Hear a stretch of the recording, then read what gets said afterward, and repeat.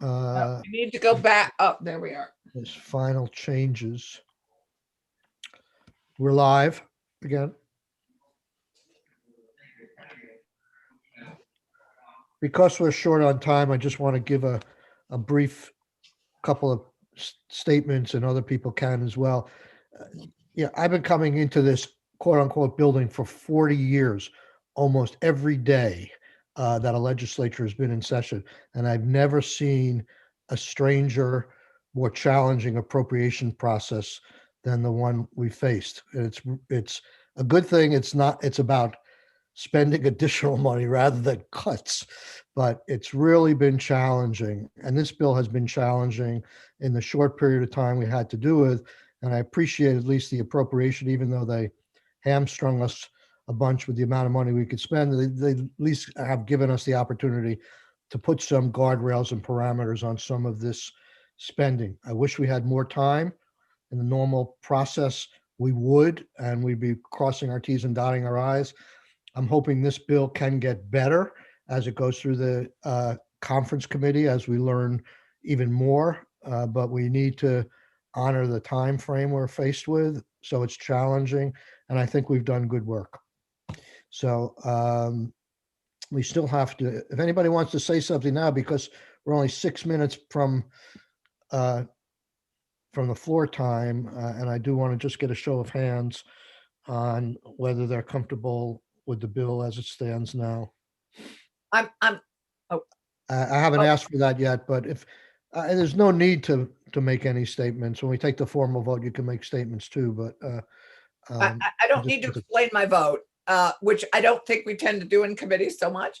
But I would say that I look forward to the process as it continues, and that hope some things will be effective during the course of that process. So okay. I think we've done good work in the time we had available, and I look forward to all this going into our communities and really affecting change and help our businesses and communities continue to recover from this pandemic, because that's what this is all about. Yes.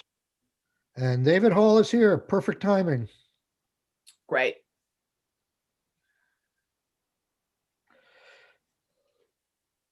David, welcome. Can you explain in 1 minute the changes you've made? I can.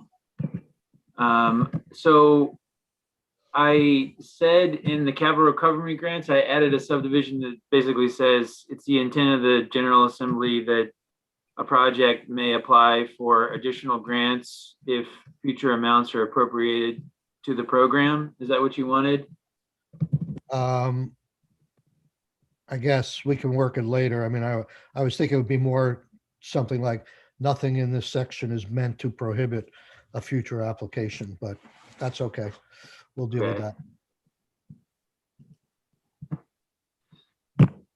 So we'll have to look at those words then, right? And I had to change a few other things, and then C is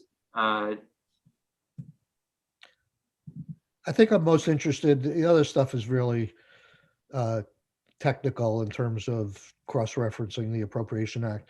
I'm mostly interested in the aspirational language on apprenticeship.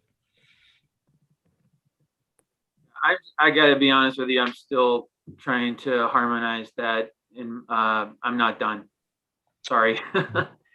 Okay, but the folks, my thinking, what I heard is that instead of saying you shall not spend any of this money where other sources of funding is available, that we're going to say it's the intent, or it's a priority, or to the extent practicable or feasible, that you should target this money towards apprentices that might otherwise not be available, or something like that, or may not otherwise be funded. So it's aspirational rather than prescriptive. I think that's what we all want in the best of all worlds. I think that's important. Yeah. And it not to be duplicative of what they're already getting from the employer. think that's good. Okay, so we have 2 minutes, 1 minute. Just if any, let's put it this way. All people raise their hands on a straw vote if they're comfortable with the bill as it now stands. Are we comfortable with it or will we vote for it? All those in favor on a straw vote of voting for this bill, please raise your hand. Okay, thank you all very much. We'll see.